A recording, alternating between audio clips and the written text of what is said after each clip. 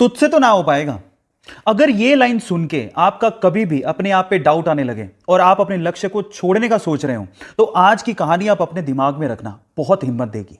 तो हुआ कुछ यूं कि एक जंगल में एक बरगद का पेड़ था और उस पेड़ पे चील ने अंडे दे रखे थे और उसी पेड़ के नीचे जंगली मुर्गी ने भी अंडे दे रखे थे।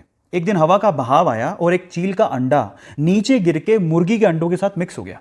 अब समय बीता, अंडे फूटे, वो चील का बच्चा भी बाहर आया, पर वो तो मुर्गी के अंडों के साथ था।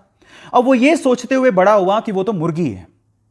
अब वो वही करता जो कि मुर्गियां करती थी। वो उतना ही उड़ सकता था जितनी मुर्गियां यूजुअली उड़ती हैं, और आपको पता है कि मुर्गियां ज्यादा नहीं उड़ सकती, आपको पता है।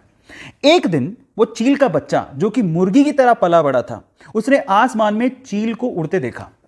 तो उसने अपनी मुर्गी मां को पूछा कि मां, वो पक्षी कौन है जो बड़े शान से उड़ रहा है? मां कहती है, बेटा वो तो चील है। तो बच्चा मासूमियत से सवाल पूछता है कि हम लोग इतना ऊंचा क्यों नहीं उड़ सकते? तो मां कहती है, क्योंकि तुम मुर्गी हो। और ये सोच के कि वो मुर्गी है, सेल्फ डाउट में कभी उसने ट्राई भी नहीं किया ऊंचा उड़ने का, और सिर्फ मुर्गी बन के वो जीता रहा और एक दिन मर गया।